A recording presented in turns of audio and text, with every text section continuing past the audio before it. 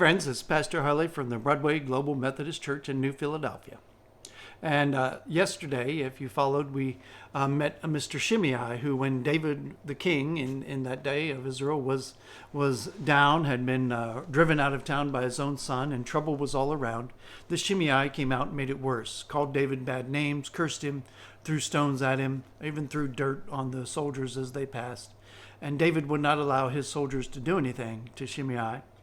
Now David is returning to Jerusalem, ready to be enthroned, ready to be put back in power, and Shimei has come to say, please pardon me, I did wrong. Now, what's going on is David's shoulders are saying, well, this man cursed the king. That's a bad thing to do.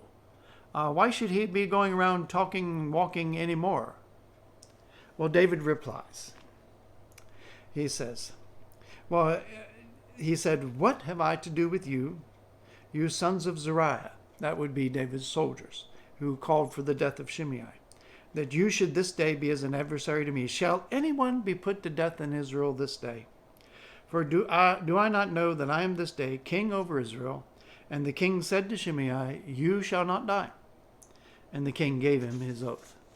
David made a promise to Shimei that some justice, which was, well, richly deserved. He was guilty of rebellion at a time when rebellion was a lot different than just disagreeing with the ruling people. He could have caused great harm.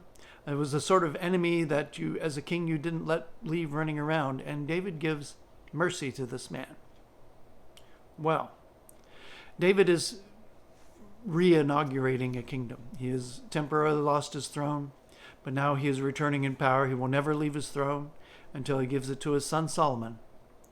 But what kind of kingdom is it? Is it a kingdom based on power? Is it a kingdom based on consolidating everything around you? Is it a kingdom based on not having any risk or any enemies nearby?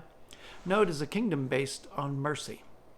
It is a kingdom that points toward the mercy of God in Jesus Christ. David knows this, and so he rebukes his own soldiers, who frankly have his own best interest at heart, to say, no, you're an adversary to me. What I'm making here is a kingdom of mercy. And the only way he could really get that point across is to show mercy to an enemy. Show mercy to someone this day. Know that God has shown mercy to you, and be blessed.